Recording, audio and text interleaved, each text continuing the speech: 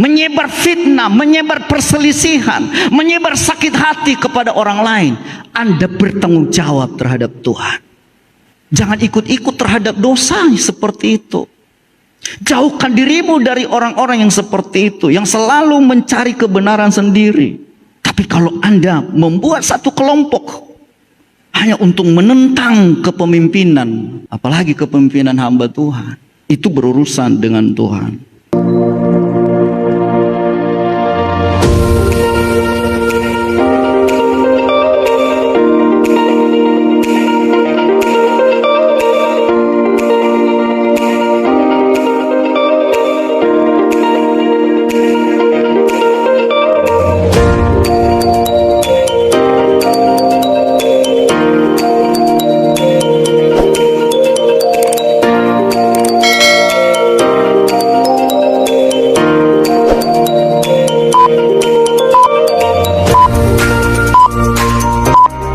Selamat pagi, shalom.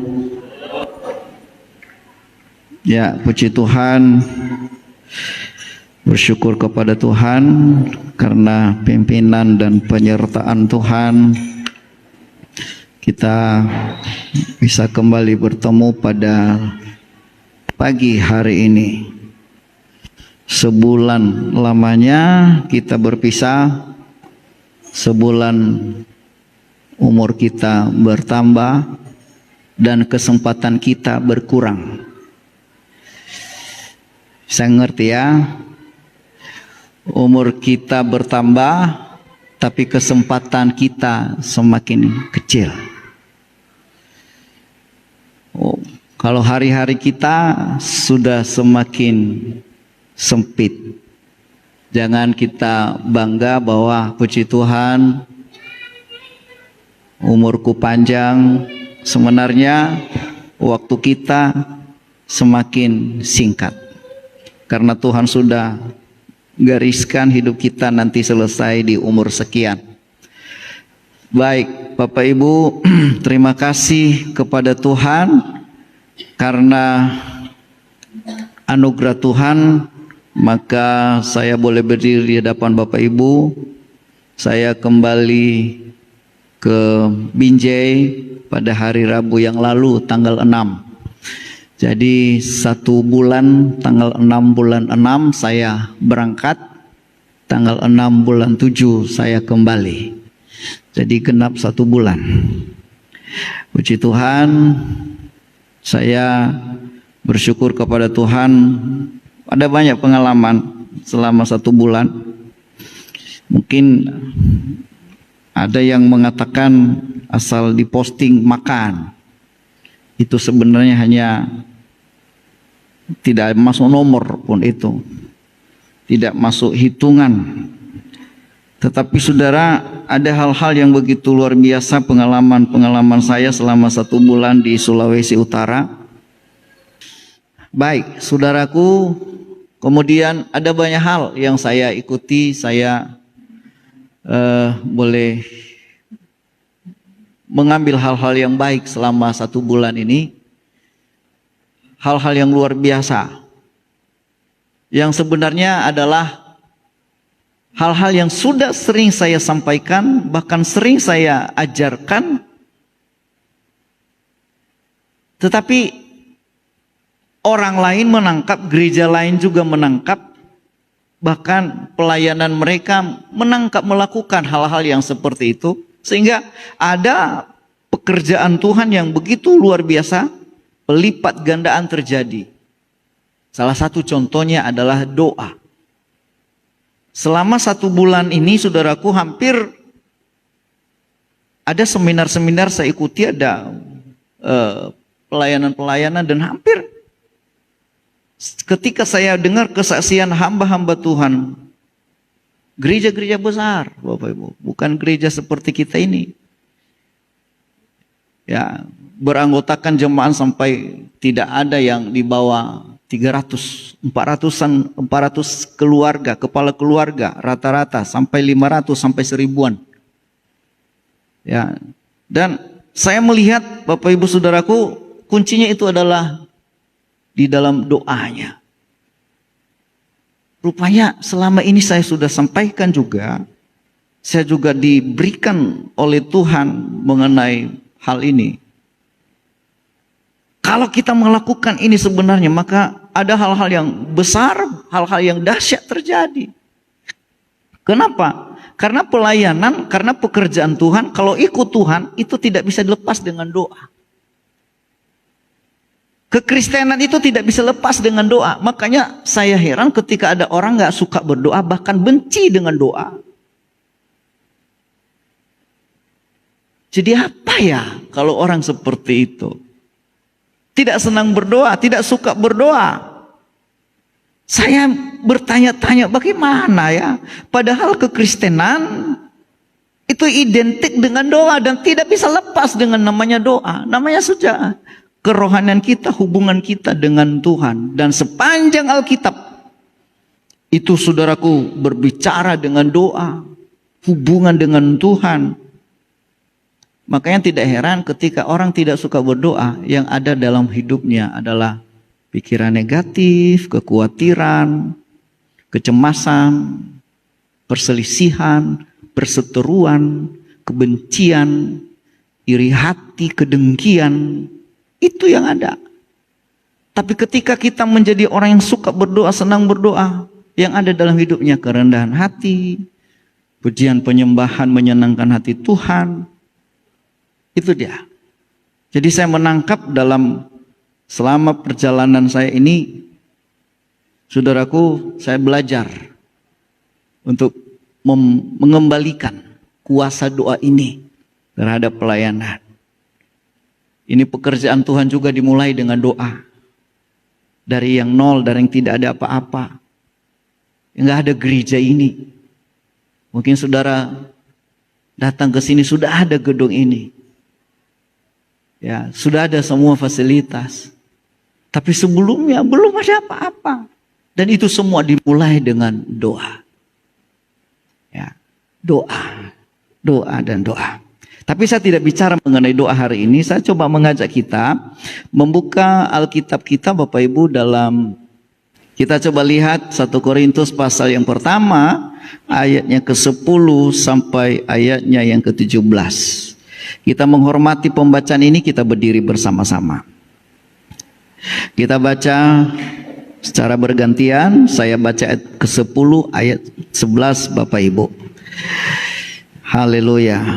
Demikian firman Tuhan. Tetapi aku menasihatkan kamu saudara-saudara, demi nama Tuhan kita Yesus Kristus, supaya kamu seia sekata dan jangan ada perpecahan di antara kamu.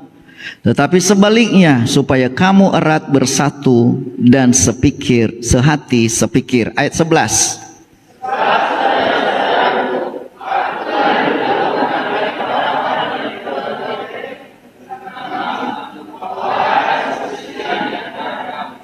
Yang aku maksudkan ialah bahwa kamu masing-masing berkata, aku dari golongan Paulus, atau aku dari golongan Apolos, atau aku dari golongan Kefas, atau aku dari golongan Kristus.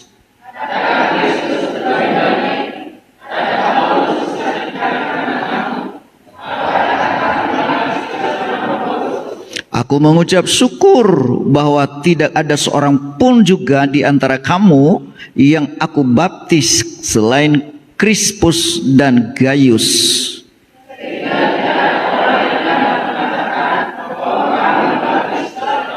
Juga keluarga Stefanus aku yang membaptisnya, kecuali mereka aku tidak tahu, entahkah ada lagi orang yang aku baptis.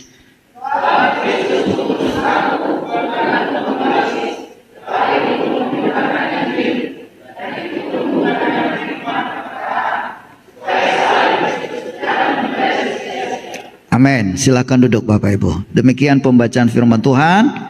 Diberkati mereka yang membaca, merenungkan dan melakukannya. Ada penyakit akhir zaman Bapak Ibu, dan sudah dimulai pada zaman gereja mula-mula. Kota Korintus adalah satu kota, ya. Kalau kita melihat Korintus itu satu kota di mana Kota ini terletak dan menjadi kota perdagangan. Ya. Kota Korintus itu didirikan, atau jemaat Tuhan yang ada di Korintus, maksud saya, gereja yang ada di Korintus itu didirikan pada perjalanan misi Paulus yang kedua. Ya, jadi kota ini atau ada gereja yang ada di kota Korintus itu pada saat perjalanan misi Paulus yang kedua. Diperkirakan sekitar tahun 52 Masehi. Dan saudaraku, kota ini terdiri dari orang-orang yang menurut Paulus, orang-orang yang banyak karunia. Makanya nanti dalam Korintus 12 rupa-rupa karunia, kemudian 1 Korintus 14 ya, karunia-karunia, berbicara karunia-karunia Roh Kudus di situ. Ya, jadi saudaraku, di mana ada karunia-karunia di jemaat ini, karunia-karunia Roh Kudus itu begitu nyata di tengah-tengah mereka. Ya, semua karunia-karunia ada di tengah-tengah jemaat yang ada di Korintus. Tetapi juga di samping karunia-karunia yang begitu luar biasa dinyatakan Tuhan dalam jemaat di Korintus, kita melihat dalam pasal yang ke-7, pasal 6, pasal yang ke-7, di situ ada perbuatan amoral dari orang-orang Korintus. Di mana sampai saudaraku, orang bersetubuh satu jenis, kan begitu. Orang meninggalkan ya persetubuhan dengan pasangan hidupnya dan mencari yang lain. Di situ namanya percabulan, perjinahan. Itu juga ada di tengah-tengah kota atau jemaat yang ada di Korintus. Tetapi saudaraku, Paulus mengawali, kalau saudara lihat dalam pembacaan kita ini, ia mengawali tulisannya kepada jemaat di Korintus dengan satu perikop di sini, perpecahan. Ya. Ada satu nasihat daripada Paulus kepada jemaat di Korintus bahwa ia mendengar sekalipun karunia-karunia ada dalam pelayanan, tetapi ada perpecahan juga di tengah-tengah jemaat yang ada di Korintus. Itu sebabnya ayat 10 tadi dikatakan, tetapi aku menasihatkan kamu, saudara-saudara, demi nama Tuhan kita Yesus Kristus, supaya kamu seia sekata dan jangan ada perpecahan di antara kamu. Ini adalah satu pesan penting bagi gereja Tuhan di akhir zaman ini juga. Dulu pernah terjadi dan sampai sekarang gereja pecah dan pecah. Di Sulawesi Utara itu gereja paling gemim, gereja kerapatan, GKPM, kemudian GPDI. Kalau tidak salah menurut laporan dari Kementerian Agama, ya, itu Sumatera Utara, di Sumatera Utara ada kantor sinode gereja itu sampai 300 sinode gereja. Dan kebanyakan itu karismatik Pantekosta. Saudara yang dikasih oleh Tuhan, artinya terjadinya perpecahan, paling banyak perpecahan itu adalah di Sumatera Utara. Dan kantor sinode-sinode itu ada di Sumatera Utara semua. Di Tarutung, di Siantar, semua di situ. Di Tanah Karo. Ya, gereja Protestan saja udah berapa? Ya, HKBP, HKI, GKPI, dan lain sebagainya, BNKP. Kemudian saudaraku, gereja BNKP pun pecah lagi. Dan terlebih banyak itu adalah gereja-gereja karismatik. Itu terlalu banyak, dan sampai menurut laporan yang saya dengar hampir 300. Dan itu berkedudukan di Sumatera Utara. Berbeda dengan kita di GPDI kedudukan kita itu adalah di Jakarta, bukan di Sumatera Utara. GPDI itu pusatnya itu di Jakarta, di ibu kota negara. Nah, saudaraku, artinya begini, bahwa perpecahan itu masih terus berjalan. Bahkan dalam satu organisasi saja pecah. Saya 24 tahun di kota Binjai ini. Dan ada banyak gereja-gereja ya pecah. Ada yang baru pecah, pecah lagi. Baru ini udah pecahan ini, pecah lagi. Hanya satu intinya, tidak puas dengan kepemimpinan. Ada juga yang tidak, yang mendirikan gereja di dalam gereja.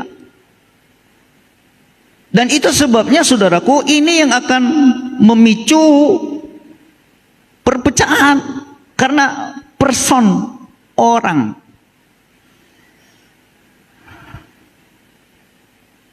Itu sebabnya terkenal kita di Sumatera Utara, gereja pecah.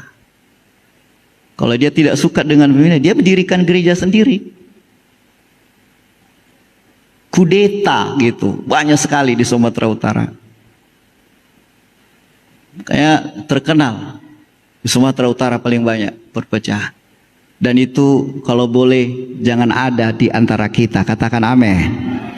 Ya. Sampai saudaraku ada orang dirikan gereja hanya karena tidak puas. Karena dia punya modal. Dia sewa ruko, dia beli alat musik, pasang AC. Dirikan, kasih nama pos PI. Waduh. Tapi sesudah itu 2 tahun bertahan, hilang. Kenapa? Bukan dari Tuhan. Perpecahan itu bukan dari Tuhan. Karena dari mula Tuhan tidak pernah menghendaki adanya perpecahan. Makanya kita sering diejek oleh gereja Katolik. Katolik tidak pernah pecah. Mereka satu. Ya, satu mereka. Itu sebabnya Paulus berkata supaya kamu seia sekata. Dan jangan ada perpecahan di antara kamu. Coba kita lihat. Ya, masih dalam 1 Korintus pasal yang ketiga, di situ lebih jelas lagi Bapak Ibu. 1 Korintus pasal yang ketiga, coba kita baca ayat pertama. Dan aku saudara-saudara pada waktu itu tidak dapat berbicara dengan kamu seperti dengan manusia rohani, tetapi hanya dengan manusia duniawi yang belum dewasa dalam Kristus. Ini Paulus berkata, aku ngomong ini loh, bukan ya seperti manusia rohani. Aku mau berbicara ini kepada manusia duniawi karena kamu belum dewasa. Ayat yang kedua, susulah yang kuberi kepadamu bukanlah makanan keras, sebab kamu belum dapat menerimanya, dan sekarang pun kamu belum dapat menerimanya. Coba. Susu itu adalah makanan lembek, makanan bayi, makanan yang hanya berkata diberkati kamu, dia berdosa nggak apa-apalah, berdosa nggak apa-apa, diberkati nanti kamu. Nggak pernah firman Tuhan itu yang tegas, yang keras. Nah, kalau jemaat saudaraku tidak pernah makan makanan keras, masih susu terus, kapan bertumbuhnya? Ketika gereja tidak makan makanan keras, itu pasti makanan susu saja, itu pasti tidak terjadi pertumbuhan, kerdil. Itu sebabnya kalau ada teguran firman Tuhan, kita harus berkata terima kasih Tuhan. Aku ditegur, aku dibentuk melalui firman Tuhan. Ya, kenapa? Itu yang membuat rohani kita bertumbuh. Dan jangan anggap Anda bisa mengalami pertumbuhan rohani kalau Anda tidak pernah makan makanan yang keras. Ya. Lalu ayatnya ketiga, karena kamu masih manusia duniawi, sebab jika di antara kamu ada iri hati dan perselisihan, bukankah hal itu menunjukkan bahwa kamu manusia duniawi dan bahwa kamu hidup secara manusia? Kalau ada iri, ada perselisihan, itu masih manusia duniawi. Begitu saja udah manusia duniawi, bagaimana? Yang lain-lainnya belum bisa bertumbuh.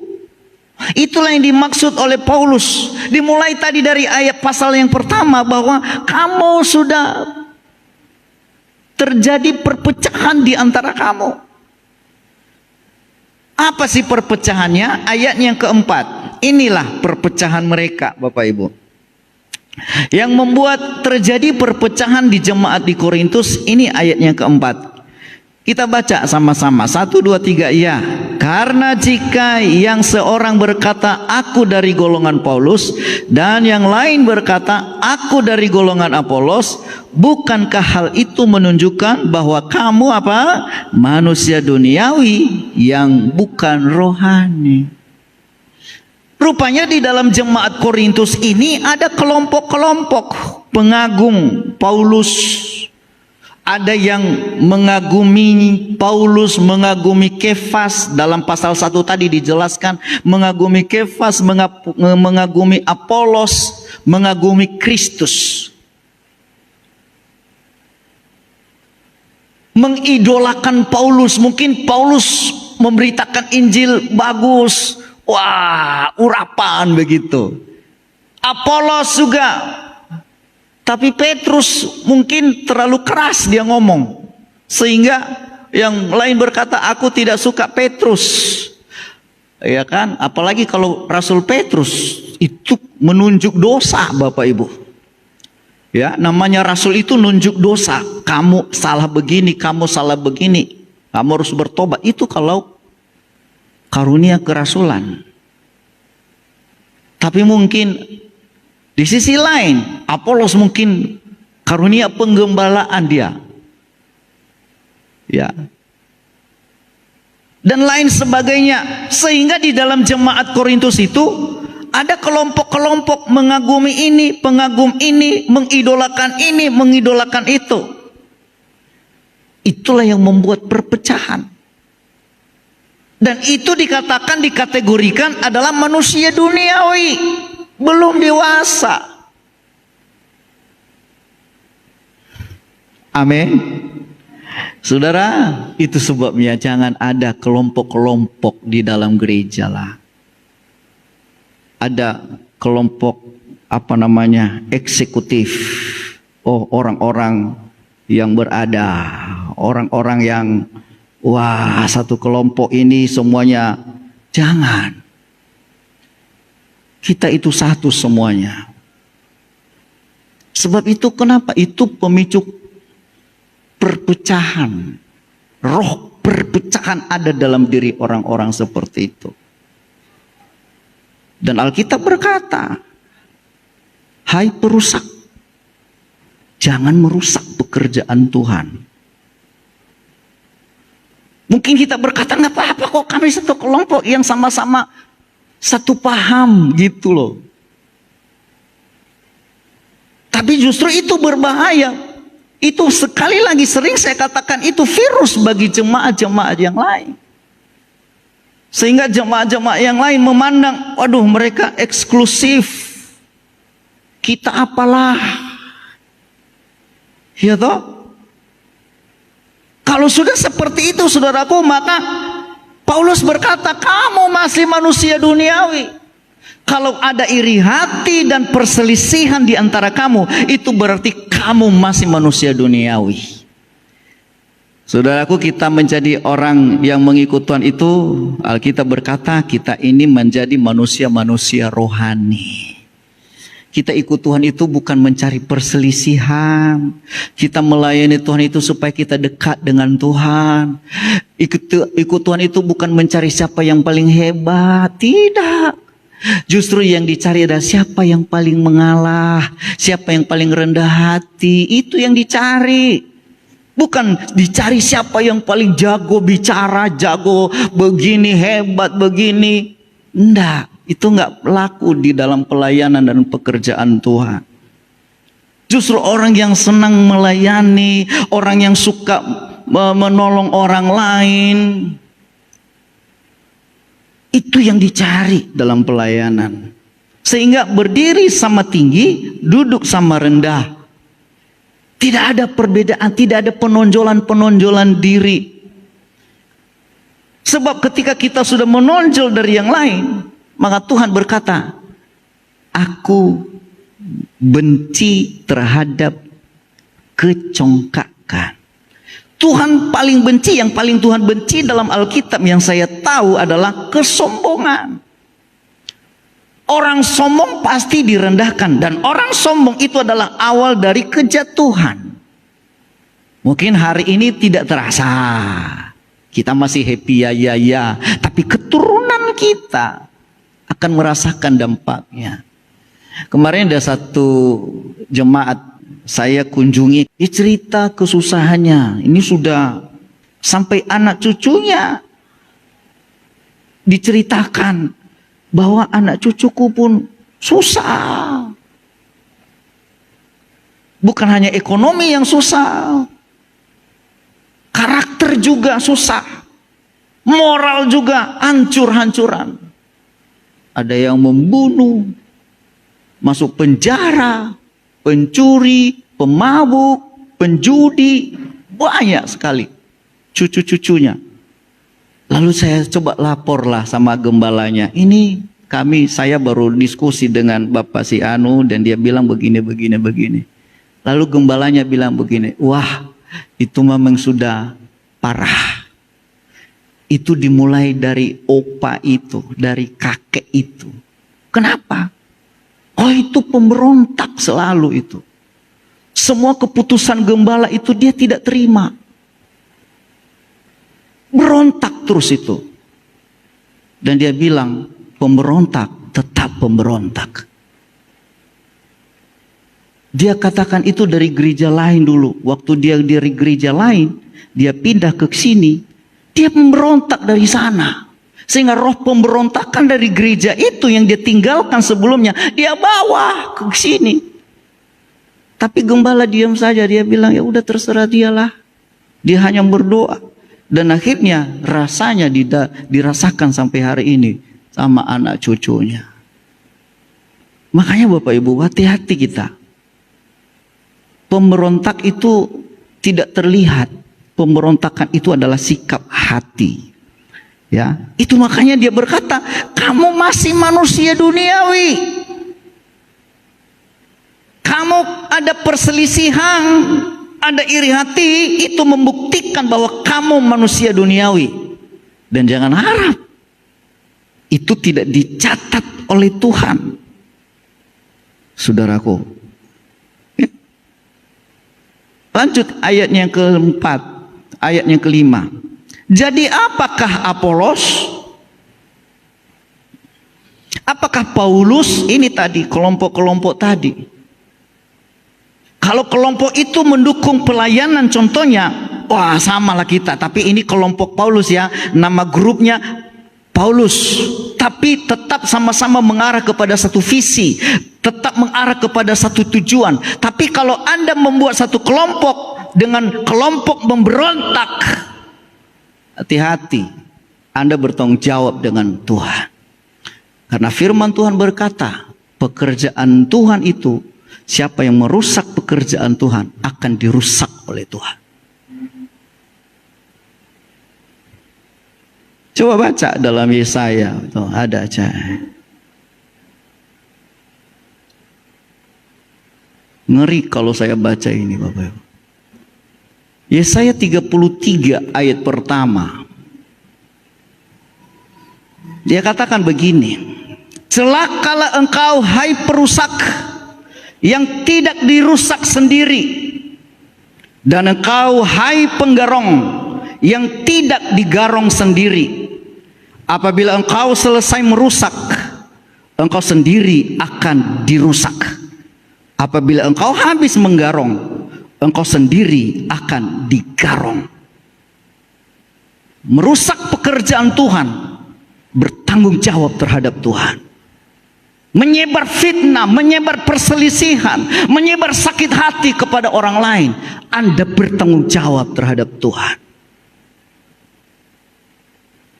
Itu sebabnya hati-hati dengan mulut ini.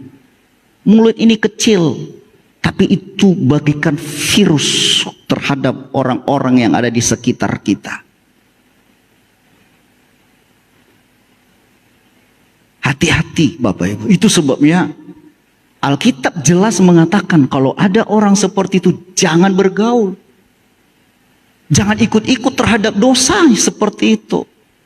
Jauhkan dirimu dari orang-orang yang seperti itu, yang selalu mencari kebenaran sendiri.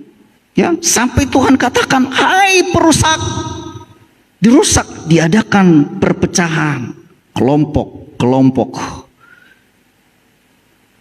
kalau menunjang pekerjaan Tuhan, kalau mendukung visi gereja, itu nggak apa-apa. Tapi kalau Anda membuat satu kelompok hanya untuk menentang kepemimpinan, apalagi kepemimpinan hamba Tuhan, itu berurusan dengan Tuhan. Saudara yang dikasihi oleh Tuhan, ya hati-hatilah. Musik kata orang, kata firman Tuhan. Ini coba kita lihat satu ayat lagi. 1 Tawarikh 16 ayatnya yang ke-22.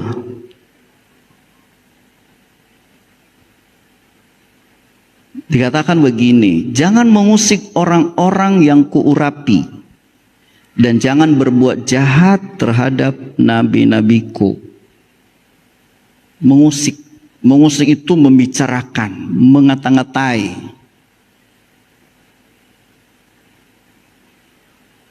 Jangan mengusik, jangan berbuat jahat. Kenapa? Karena hamba-hamba Tuhan tidak pernah berbuat jahat kepada saudara. Kami sekeluarga tetap berdoanya. Yang kami lakukan, Tuhan bela pekerjaan mereka, berkati pekerjaan mereka. Tapi apa feedback? Kadang kami diceritain, diusik, dibicarakan di mana-mana. Dan itu sampai di telinga saya. Nah itu sebabnya kenapa? Karena kelompok-kelompok tadi ini. Nah itu sebabnya jangan, saudaraku, tolonglah. Pekerjaan Tuhan ini tidak hadir karena perpecahan loh. Kalau Anda datang ke sini hanya untuk membuat perpecahan, sering saya katakan pintu gereja masih terbuka, silakan keluarlah. Benar. Gereja ini membutuhkan kesatuan hati, kekompakan, kebersamaan. Nilai-nilai yang ada di Warta Jemaat itulah dilakukan. Tapi kalau Anda datang hanya mengacaukan pelayanan, Anda bergabung di sini hanya untuk merusak pekerjaan Tuhan, lebih baik out. Karena sudah ada semua ini, baru Anda muncul.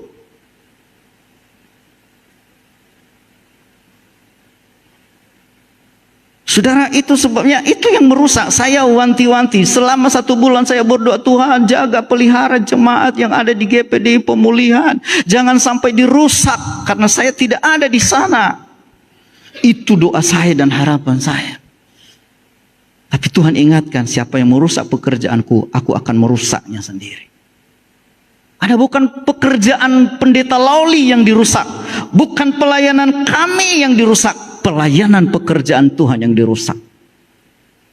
Oleh sebab itu berhati-hati saudaraku. Tuhan berperkara dengan Anda. Ada satu ayat lagi, ini yang perlu kita lakukan. Dalam 1 Petrus pasal yang ketiga, ayat yang ke-8. Ayo, yang semangat kita baca ayat ini. Sama-sama kita baca. Ya, 1 Petrus pasal yang ketiga, ayat yang ke-8. Dikatakan begini, 1, 2, 3, ya. Dan akhirnya, hendaklah kamu semua seia sekata, seperasaan, mengasihi saudara-saudara, penyayang dan rendah hati. Inilah yang Tuhan inginkan. Seia, sekata, seperasaan. Jangan buat kelompok. Jangan buat satu regu seperti perpecahan tadi. Kelompok Apolos, kelompok Kefas. Sama semua. Seia, sekata, seperasaan semuanya. Mengasihi saudara-saudara, bukan membenci, bukan menjelekkan, bukan berselisih satu dengan yang lain. Itu semua dalam manusia duniawi. dan tidak termasuk dalam kategori orang yang bertumbuh. Ini yang harus kita lakukan, seia, sekata, seperasaan. Apa yang dirasa? Makanya di warta itu keberhasilan satu orang, keberhasilan bersama, satu perasaan. Kita senang ketika orang lain berhasil. Sakit satu orang, sakit kita bersama. Penderitaan satu orang, penderitaan kita bersama. Jangan hanya ketika senang sama-sama, ketika sakit enggak sama-sama. Itu yang Tuhan mau, Bapak Ibu. Kalau ini kita terapkan, kalau ini kita lakukan, maka saya percaya tidak ada yang masalah, tidak ada iri hati, tidak ada perselisihan. Semuanya bergandengan tangan bersama, kompak bersama, lakukan bersama, ibadah bersama, nyanyi bersama. Kenapa? Kalau kita tidak masih tinggal dalam kebiasaan seperti itu, kita disebut orang munafik. Gereja-gereja, tapi ada perselisihan, iri hati, kebencian. Jangan ada di antara jemaat seperti itu. Sesama jemaat jangan saling membenci, jangan saling iri hati. Ayatnya ke-9, lanjut ayat 9. Apa katanya? Dan janganlah membalas kejahatan dengan kejahatan. Kalaupun Anda dijahatin orang, udah, yang kita lakukan ampuni saja. Jangan sampai kita gembar-gemborkan kemana-mana. Atau caci maki dengan caci maki. Tetapi sebaliknya, ayo kita baca sama-sama. Mulai dari hendaklah. 1, 2, 3, ya. Hendaklah kamu memberkati, karena untuk itulah kamu dipanggil. Yaitu apa? Untuk memperoleh berkat. Katakan amin. Ya, saudaraku, jangan membalas jahat dengan kejahatan. Jangan kita dicaci maki, kita balas dengan apa bedanya? Kalau kita balas kejahatan orang, maka Tuhan tidak pernah bisa balas lagi. Tapi kalau Anda memberkati orang yang berbuat jahat kepada saudara, urusan Tuhan akan membalas kepada mereka. Katakan amin. Saudara mau yang mana? Saudara mau balas atau Tuhan yang balas? Biar Tuhan yang balas. Segala sesuatu yang kita sudah balas kepada orang, maka Tuhan tidak pernah balas lagi. Hanya balasan itu yang dia terima. Itu sebabnya dikatakan dalam Roma bahwa kalau kamu mengampuni orang, kamu menumpukan bara api di atas kepalanya. Ampuni dia aja. Udah, nggak usah dilawan. Biarlah dia di situ, dia menunjukkan kehebatannya. Urusan dia dengan Tuhan. Urusan kita biarlah. Ada yang bilang, ya urusan dia sama Tuhan, tetapi dia ngomong juga kemana-mana. Iya, itu tambah dosa. Lebih baik nggak usah, diam aja. Firman Tuhan katakan, diam saja. Lalu apa dikatakan lagi? Ayatnya yang ke-10, siapa yang mau mencintai hidup dan mau melihat hari-hari baik, ia harus menjaga lidahnya terhadap yang jahat dan bibirnya terhadap ucapan-ucapan yang menipu.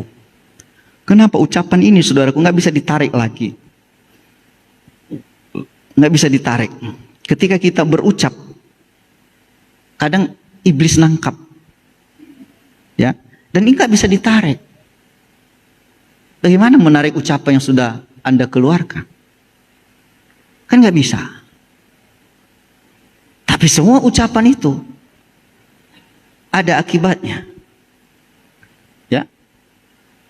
Semua ucapan itu harus dipertanggungjawabkan. Ya. Coba saudara buka dalam Matius. Nanti kita kembali ya ke dalam 1 Petrus.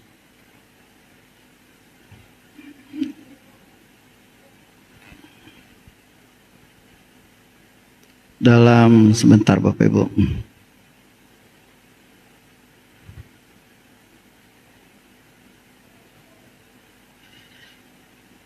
Dalam Matius pasal 12 ayat 36.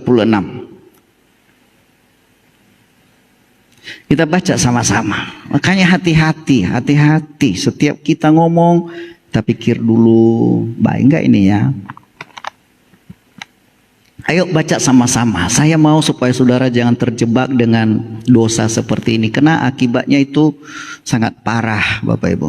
Ayat 36. Sama-sama kita baca. 1, 2, 3 ya. Tetapi aku berkata kepadamu, setiap kata sia-sia diucapkan orang harus dipertanggungjawabkan pada hari penghakiman. Kapan dipertanggungjawabkan? Pada hari penghakiman.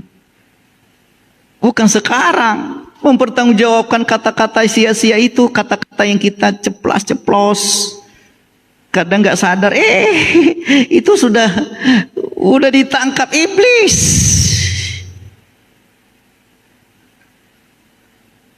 Dipertanggungjawabkan, bukan sekarang. Makanya kalau kita ngomong pun sekarang ini bebas, free will. Kita punya hak bebas, mau ngomong apa terserah. Kita mau ngomong jorok, kita mau ngomong baik, kita mau ngomong apa saja. Sampai sekarang ini nggak ada akibatnya. Happy dulu, happy ya. Oh rasanya kita, jalan bagus ya, nggak ada masalah ya. Kita diberkati, pekerjaan diberkati, usaha diberkati, kesehatan diberkati, kayak nggak ada masalah. Tapi dengar baik, setiap kata-kata yang kita ucapkan, bukan sekarang kita pertanggungjawabkan, nanti pada hari penghakiman. Apa yang kau ucapkan tentang orang-orang. Itu sebabnya dikatakan tadi jangan. Ya. Dalam 1 Petrus tadi dikatakan bahwa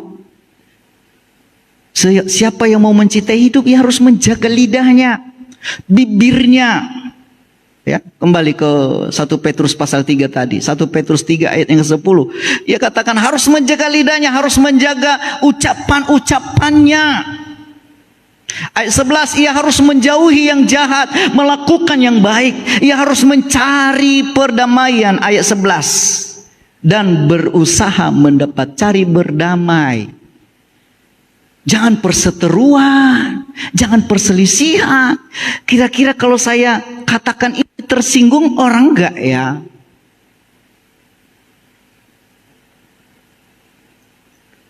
Ya. Tersinggung enggak orang ya? Jaga lidah, saudara. Nah, lidah saudara, lidah kita sekarang tidak hanya terbatas di mulut, lidah kita juga ada di jari-jari kita. Jari-jari ini bisa menunjukkan satu tindakan lidah kita, ucapan kita. Cari damai, bukan perselisihan. Kalau ada orang yang suka ngomongin orang, jangan bergaul sama dia. Itu saja. Jangan sampai Anda terseret dengan dosa-dosanya. Anda yang sudah baik, Anda yang sudah hidup dalam kasih karunia Tuhan, tiba-tiba Anda ikut orang seperti itu, Anda dikecam oleh Tuhan, Anda sudah termasuk golongan orang seperti itu. Jangan. Nah, itu sebabnya jaga lidah ini, jangan sampai kita berdosa. Cari kedamaian dan berusaha mendapatkannya. Ini kita katakan tadi. Ya, kita harus mencari perdamaian dan berusaha mendapatkannya. Ada perselisihan, kita usahakan berdamai.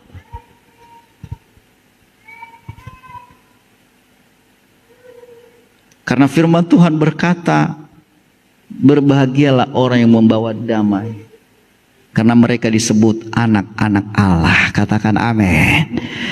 Orang yang membawa damai, kita membawa damai. Kita ada di kelompok ini, kelompok itu damai. Bukan panas hatinya. Kita ada di kelompok ini, di gereja ini jadi nyaman, damai.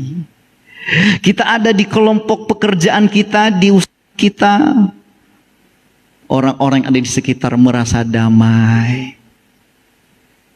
sejuk rasanya. Ya. Tapi ketika kita ada di satu kelompok itu kacau, berselisih, panas, emosi, jauhkan dirimu dari situ. itu akan menyeret saudara masuk ke dalam dosa-dosa mereka. Apalagi dikatakan ayatnya ke-11, ayat yang ke-12, sebab mata Tuhan tertuju kepada orang-orang benar dan telinganya kepada permohonan mereka minta tolong. Tetapi wajah Tuhan menentang orang-orang yang berbuat jahat. Janganlah berbuat jahat. Kejahatan itu enggak mesti membunuh, mencuri. Enggak. Kejahatan itu kadang di mulut kita.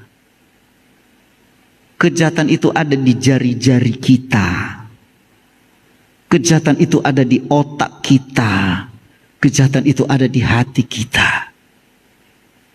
Itu sebabnya janganlah berbuat jahat. Tetapi mari kita berbuat baik, mengasihi satu dengan yang lain. Katakan amin.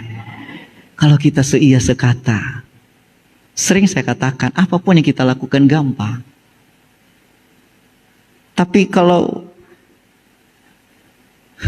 yang lain sudah begini, Lia berbeda sendiri. Waduh, itu namanya tidak mau digembalakan, tidak mau dalam satu pimpinan. Dan hati-hati, biasanya domba atau binatang keluar dari kelompok itu sering terancam hidupnya oleh binatang buas. Saya melihat film-film binatang itu dimakan oleh singa, harimau. Itu biasanya sapi ketika dia menyendiri, dia tidak berada di satu kelompok, itu dimangsa. Itu yang menjadi target daripada singa, target dari harimau dan binatang-binatang buas.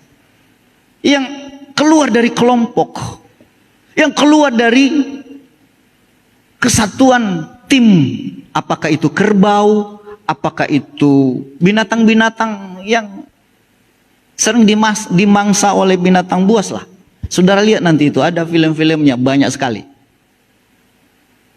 Ya, apakah itu rusa ketika dia keluar dari kelompoknya, biasanya kan berkelompok. Nah itu bedanya dengan domba, Bapak Ibu. Domba itu selalu suka berkerumun, apalagi dengar suara gembala. Makanya kita sering dikatakan kita ini adalah domba-dombanya Tuhan. Katakan saya dombanya Tuhan. Artinya kita punya gembala, punya pemimpin, dan kita dengar. Saya ada filmnya sebenarnya, tapi kayaknya sudah terhapus. Itu gembala, saudaraku, kalau dia panggil domba-dombanya, maka domba-dombanya itu datang. Coba orang lain memanggil, nggak dengar. Sekalipun di situ mereka suara yang sama mungkin katakan, "Wih!" ditirukan oleh orang lain, "Wih!" nggak datang domba-domba itu. Saya kagum melihat, itulah namanya domba. Maka kita itu domba, selalu berkerumun. Kerumun artinya satu kelompok semuanya. Itu yang akan menghindarkan kita dari kejaran dari mangsa binatang-binatang buas. Makanya saya sarankan kepada Bapak Ibu semua, janganlah Anda keluar dari kelompok yang sudah ditentukan oleh Tuhan. Katakan amin. Itu makanya orang-orang yang keluar dari kelompok nanti, itu yang dipakai iblis. Itu yang menjadi target iblis, mengacaukan, merusak, memecah belah. Saya berharap di jemaat di sini, karena ini pelayanan pekerjaan Tuhan, dimulai dengan baik-baik. Saudara juga ada di sini semuanya baik-baik, ya baik-baiklah. Katakan amin. Anda disambut di sini dengan baik-baik, welcome, terima kasih udah bergabung. Ya ayolah kita bersama-sama. Jangan membuat kelompok sendiri. Jangan merusak pekerjaan Tuhan ini karena Anda yang bertanggung jawab. Ya. Ketika kita tetap ada dalam kelompok, maka kemungkinan besar iblis tidak akan bisa mengancam hidup saudara. Tapi ketika Anda berada di luar kelompok, hati-hati. Anda jadi target dari iblis. Iblis bisa memakai saudara untuk merusak. Ia tanamkan bibit-bibit kebencian, ia tanamkan bibit-bibit dendam, dia tanamkan bibit-bibit iri hati. Apalagi dia tanamkan bibit-bibit akar pahit. Waduh. Makanya kalau ada entry ESC, ikutlah. Di situ Anda akan dibaharui. Saudara baru mengerti, oh bukan hanya ilmunya, enggak, prakteknya. Ada juga orang sudah tamat entry tapi enggak ada apa-apanya, enggak ada perubahannya, enggak ada. Kenapa? Karena hanya dia terima sebagai sebuah pengetahuan. Kalau dalam pemuritan itu bukan hanya pengetahuan, mungkin ayat-ayatnya udah biasanya, tetapi bagaimana kita melakukannya, mengikutinya. Ya, jadi Bapak Ibu Saudaraku, kembali kepada firman Tuhan tadi. Tuhan menentang perpecahan. Dia tidak mau terjadi perpecahan. Kalau ada yang sampai melakukan hal itu, bertobatlah sebelum Tuhan melakukan hal yang lebih parah. Hari ini nggak terasa. Sekali lagi kesaksian dari Tolkien itu saya sangat bersyukur. Ya, gembala katakan, oh itu pemberontak itu, makanya anak cucunya sampai seperti itu. Pemberontak. Dan itu dia menabur perpecahan di antara jemaat. Waduh. Nah sekarang baru dia udah tua. Anaknya masuk penjara, menjudi, mabuk, gak ada yang beres, satu pun gak ada yang beres lah. Cuman saya bilang sama opa itu, opa, kita putuskan. Saya percaya bahwa itu akan diputuskan oleh darah Yesus. Dan jangan lagi sampai tinggal dalam seperti itu. Saya doakan. Dan saya percaya ke depan kita akan dengar kesaksian-kesaksian. Saya akan dengar kesaksian dari opa ini. Bahwa anaknya, keluarganya dipulihkan kembali. Amin, saudara. Kadang-kadang kan orang tua kita juga yang berbuat sebelumnya. Kadang kita nggak sadar bahwa kita susah, kita miskin. Bukan karena kita, tapi orang tua kita, nenek moyang kita sebelumnya yang menjadi penyebab. Mungkin juga dia sudah memberontak, mungkin juga sudah tidak melakukan firman Tuhan, jahat hidupnya kepada orang lain. Akhirnya dampaknya sama kita. Dampaknya sama kita. Ya. Tapi kalau hidup kita benar, orang tua kita benar, nenek moyang kita benar, dampaknya juga sama kita. Kita hidup benar, kita hidup diberkati. Ada banyak kemudahan-kemudahan dalam hidup kita. Katakan amin. Saudara, saya ke Sulawesi Utara itu pada saat tiket lagi naik. Tiket saya waktu pergi 3.400.000. Bukan sedikit. Kalau buat ekstra kolektor di jemaat berapa kali hari Minggu kalau kumpulkan itu ya. Ayo kumpulkan untuk keberangkatan gembala. Mau pergi mubes. Mungkin puluhan kali baru kumpulkan 3 juta. Sekian. Pulang saya. Tiket berapa kemarin? 35. Teman-teman saya sampai 38. 38 pulang. 3.800.000. Dan itu kalau dijumlah udah berapa? Itu duit. Tapi saya mau katakan dari awal waktu saya berangkat, kalau Tuhan kehendaki saya berangkat, pasti Tuhan sediakan. Dari mana? Saya nggak punya tabungan. Tapi itulah Tuhan. Tuhan sediakan semua. Tuhan sediakan semua. Tidak ada yang tidak tercukupi. Selama di sana, kadang satu hari sampai 5 kali, 6 kali saya khotbah.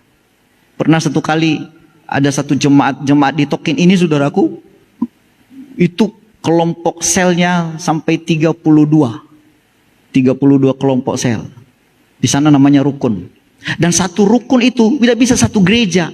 Berapa jumlahnya? Sampai 50-60 orang satu kelompok. Ya, bayangkanlah kalau 32 kali 50 saja udah berapa. Nah, saudaraku, satu kali mereka buat retreat hari Sabtu kemarin. Hari Sabtu kemarin, bukan hari Sabtu, ya, seminggu pada hari Sabtu kemarin. Ya, mereka buat retreat. Kelompok-kelompok ini tapi dukungannya mendukung pelayanan, bukan membuat perpecahan, ya. Ya. Tidak membuat, bukan barisan sakit hati istilahnya, enggak, bukan barisan sakit hati ini. Nah, tetapi semua ini adalah kelompok yang mendukung pelayanan. Apa yang terjadi? Satu hari itu, saudaraku, habis dari kelompok ini masih doa, sudah ada yang nunggu. Begitu amin, Pak di sana udah nunggu. Kelompok sana juga Bapak khotbah. Oh ya, saya belum selesai di situ, saya pindah ke sini. Begitu saya sampai, sudah langsung khotbah. Setelah saya tutup, belum amin, sudah ada yang lagi yang nunggu. Ke sana lagi. Begitu, saudaraku, sampai berapa kelompok satu hari itu, hanya dalam waktu 2 jam saya khotbah sampai 5 kelompok. Itu satu gereja saja. Nah, kalau itu kita lakukan kan, berlomba-lomba supaya lebih bersemangat melayani Tuhan, bukan berlomba-lomba menjatuhkan, bukan berlomba-lomba merusak, bukan berlomba-lomba untuk mencari siapa yang benar, aku yang benar. Tidak, saudaraku. Tapi berlomba-lomba supaya kita semakin diberkati oleh Tuhan. Amin. Kalau itu terjadi di jemaat ini, saya percaya kalau seia sekata semuanya, makanya jangan terpengaruh dengan yang perpecah-pecahan kelompok-kelompok itu. Kita satu semuanya di dalam Tuhan. Katakan, kami satu di dalam Tuhan. Amin. Tidak ada lagi perbedaan, duduk sama rendah, berdiri sama tinggi, saudaraku. Tidak ada yang menonjol di antara kita. Sama kita semua di hadapan Tuhan. Termasuk hamba Tuhan gembala saudara. Kalau sudah berdiri di hadapan takhta maha tinggi, kita itu semuanya sama. Tidak ada yang menonjol. Tidak ada yang hebat. Jangan karena kita udah punya ini, punya itu, maka kita satu kelompok, ya. Kita orang-orang sukses, kita orang-orang berhasil. Jangan. Bagaimana dengan yang kurang berhasil, yang kurang beruntung? Di hadapan Tuhan kita semuanya sama. Katakan amin. Jadi saudaraku, mari. Saya mau dengan saya pulang dari sana, ada hal-hal terobosan-terobosan yang baru yang Tuhan taruh di dalam hati saya. Dan dimulai dari ini. Supaya tidak ada perpecahan di antara jemaat. Karena ini sudah berat. Udah berat sekali perpecahan ini. Diam-diam tapi sudah melebar, bagikan virus tadi udah menyebar kemana-mana. Perselisihan satu dengan yang lain. Tidak senang satu dengan yang lain. Aduh, bagaimana ini? Selalu orang berkata kalau Pak Gem pergi ke Manado, dia kelihatan sehat, gemuk. Tapi begitu pulang, sakit lagi. Kenapa? Terlalu berat beban yang saya pikirkan di jemaat ini.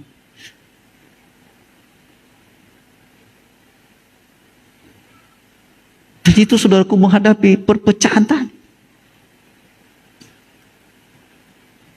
Tolonglah, Anda datang di sini terima dengan baik-baik.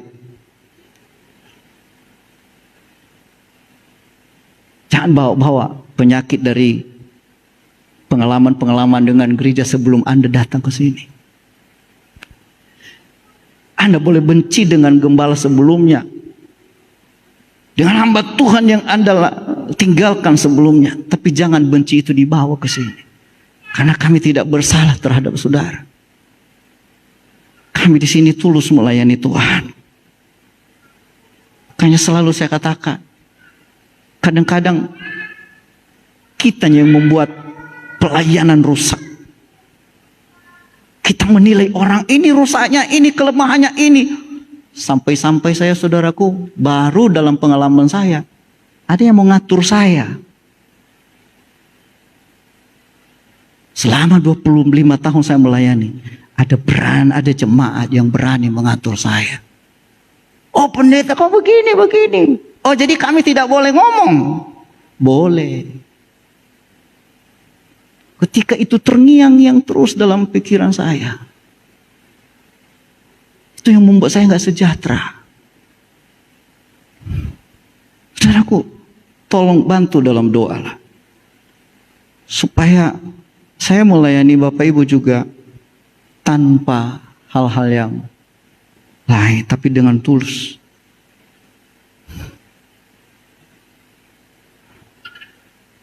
Kenapa? Kalau kita benar-benar, saudaraku, sungguh-sungguh mengikut Tuhan, maka kita tanggalkan segala kepentingan kita. Amin. Ya, jadi saudaraku yang dikasihi oleh Tuhan, di hadapan kita ada perjamuan kudus.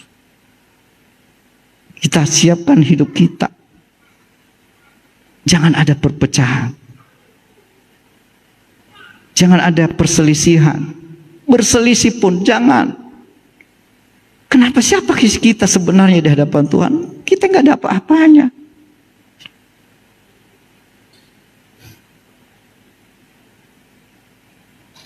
Ya, saya coba baca ada satu ayat terakhir kepada kita. Dan ini ayat terakhir ya. Dalam 1 Petrus ya Bapak Ibu. Dalam 1 Petrus kita baca bersama-sama, ini ayat terakhir.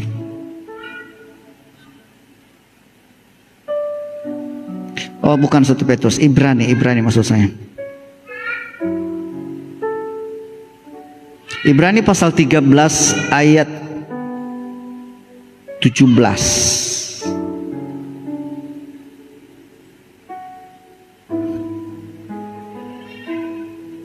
Mari kita baca Bapak Ibu. Kalau tidak pun dihormati, paling tidak inilah. Kalau kami tidak dianggap, paling tidak inilah lakukan. Ayo kita baca sama-sama ayat 17. Sama-sama 1, 2, 3 ya. Taatilah pemimpin-pemimpinmu dan tunduklah kepada mereka, sebab mereka berjaga-jaga atas jiwamu sebagai orang-orang yang harus bertanggung jawab atasnya. Di jalan itu mereka akan melakukan dengan gembira, bukan dengan keluh kesah, sebab hal itu tidak akan membawa keuntungan bagimu. Perhatikan, saya tidak menekankan mengenai taat dan tunduk. Sudahlah, itu Bapak Ibu sudah tahu.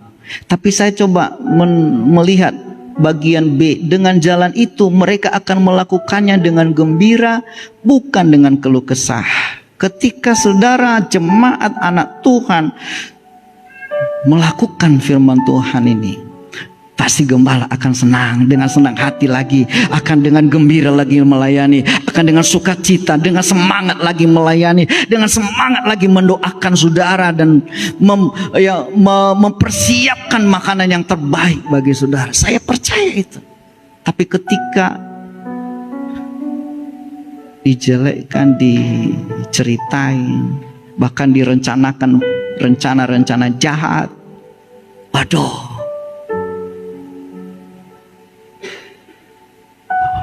saya juga jadi pikiran, karena saya manusia. Apa yang saya lakukan rupanya buat mereka? Itu sebabnya, baik dalam kehidupan nyata maupun dalam kehidupan maya, di dunia maya pun, tetaplah hati-hati. Karena sudah ada yang berterus terang, semua yang ku posting itu adalah untuk gembala dan keluarga. Jadi saya merasa setiap postingan itu adalah untuk saya.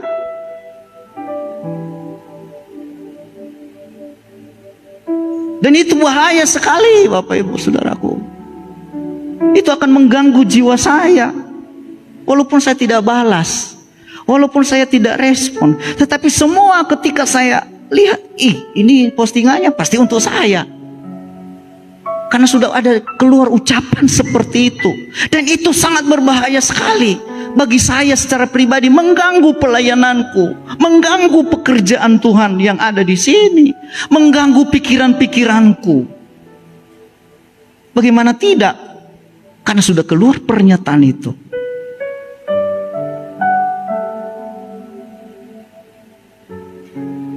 Dan saya bisa saja adukan. Kalau saya berniat pelanggaran undang-undang IT, ujaran kebencian.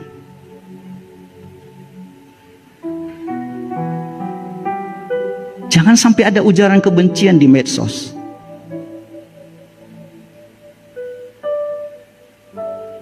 Kalau saya biarkan itu nanti Bapak Ibu, kalau saya nggak ngomong sekarang, itu akan jalan terus. Dan sepertinya saudara berkata, nggak apa-apa kok, nggak apa-apa. Karena sudah keluar pernyataan itu, jadi saya mau katakan, semua yang diposting itu pasti menjurus ke saya.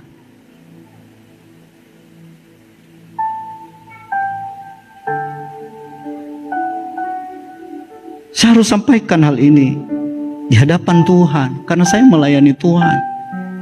Di hadapan jemaat. Supaya apa? Yang lain jangan ikut-ikutan lah. Yang lain jangan ikut-ikutan. Jangan ikut-ikutan. Sekali lagi jangan ikut-ikutan. Terseret dalam dosa orang lain. Di hadapan kita ada perjamuan kudus. Bila kita melalui perjamuan kudus ini, kita dimurnikan lagi. Kalau kita tidak makan makanan keras seperti ini, maka bayi terus kita nggak pernah bertumbuh. Bayi terus susu terus, kerdil terus, besar badannya tapi badan lembek dia, tidak ada kekuatannya, lemah. Tetapi makanan keras itu adalah untuk orang besar, untuk orang dewasa, orang-orang yang dipakai dan diberkati oleh Tuhan. Katakan amin. Kalau saudara mau menjadi orang besar, saudara harus berkata, terima kasih Tuhan Engkau menegur saya hari ini. Terima kasih Tuhan Engkau mengingatkan firman Tuhan ini bagi saya. Tuhan begitu baik, Tuhan mengasihi saya. Haleluya. Mari kita berdiri semua. Saya minta pelayan perjamuan maju ke depan. Kita minta ampun kepada Tuhan atas segala pelanggaran-pelanggaran kita.